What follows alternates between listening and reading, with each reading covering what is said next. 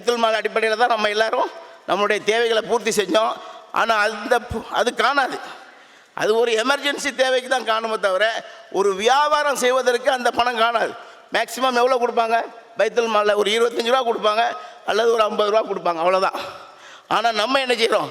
வியாபாரம் என்டர்பிரைனரை உருவாக்கணுங்கிறதுக்கு அப்படி தான் இதை ஆரம்பிச்சிருக்கிறோம். இதை எப்படி செயல்படுதுங்கிறத உங்களுக்கு விளக்கிட்டு என்னுடைய உரையை நான் நிறைவு செய்கிறேன்.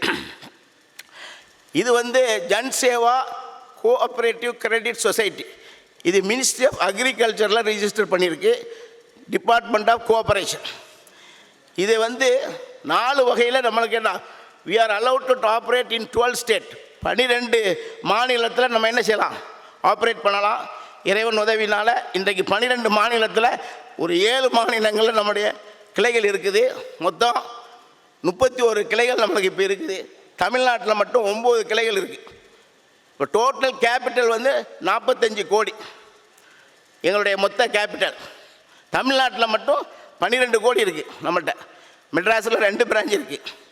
ஆக மொத்தம் நான் இப்போ என்ன சொல்ல வந்தேன்னு சொன்னால், இந்த அடிப்படையில் நம்ம அந்த டிபார்ட்மெண்ட் ஆஃப் கோஆப்ரேஷனில் இருக்கிறதுனால தெர் இஸ் ஒரு ப்ளஸ் பாயிண்ட் என்னன்னு சொன்னால், you can operate on 0% interest. அதாவது எப்படின்னு சொன்னால், நம்ம அதாவது அரசாங்கத்துலேயும் சரி வேறு எங்கேயுமே சரி, இன்ட்ரெஸ்ட்டுன்ட்டு பேர் இல்லாமல் எதுவுமே கிடையாதுங்க. ஏன்னா ஏதாவது ஒரு இன்ட்ரெஸ்ட், அதாவது 0% கூட இன்ட்ரெஸ்ட் தான் சொல்கிறான், 0% தான் சொல்கிறானே தவிர நான் இன்ட்ரெஸ்ட் ஃப்ரீன்னு சொல்லலை. அப்போ அந்த இதில் தான் நம்ம என்ன செய்கிறோம்? அந்த இதில் நம்ம இந்த ஆப்ரேஷன்ஸை இது பண்ணுறோம். எப்படின்னு சொன்னால் லாப அடிப்படையில் இதை செயல்படுத்துகிறோம். இப்போ எங்களுக்கு எப்படி வருது? நீங்கள் எல்லோரும் என்ன சொன்னால், இது ஒரு பேங்க் மாதிரி கிடையாது. இது கோஆப்ரேட்டிவ் கிரெடிட் சொசைட்டி. நீங்கள் ஃபஸ்ட்டு மெம்பர் ஆகணும். மெம்பர் ஆகிறதுக்கு you also become a share holder. எப்படின்னா ஒரு ஷேர் 100 ரூபா எங்களுடைய ஷேர். நீங்கள் 10 ஷேர் எடுக்கணும், அதாவது 1000 ரூபா.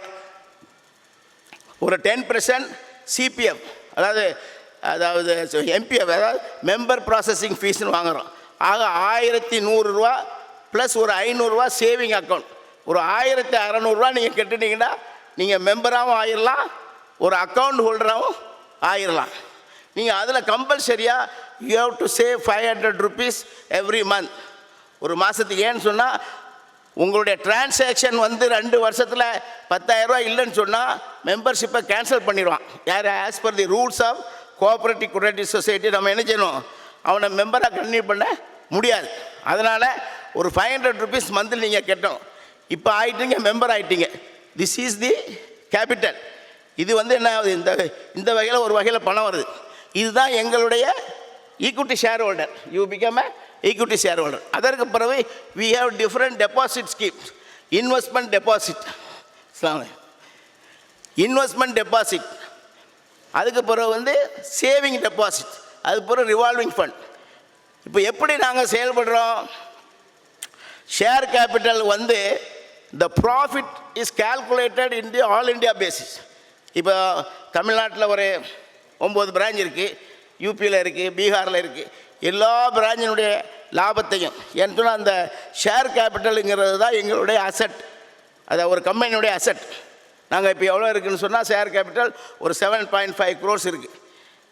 அதற்கு பிறகு இதில் எவ்வளோ லாபம் வந்துச்சோ we pool all together and then we announce the dividend. இப்போ லாஸ்ட் இயர், அதுக்கு முந்தின இயர்லாம் 4% 6% வரைக்கும் நம்ம டிவிடெண்ட் கொடுத்துருக்கோம். Because the profit is calculated all India. இன்னொரு இது எப்படின்னு சொன்னால் ஜிஐடி, இன்வெஸ்ட்மெண்ட் டெபாசிட். அது ஒவ்வொரு பிரான்ச்சையும் அவங்க டெபாசிட் வாங்கலாம், அவங்க பிஸ்னஸ் பண்ணலாம். அதில் கிடைக்கக்கூடிய லாபத்தை அவங்களுடைய செலவு போக அவங்களுடைய இன்வெஸ்டர்ஸுக்கு கொடுத்துடலாம். So that is the reason it is a participatory solution.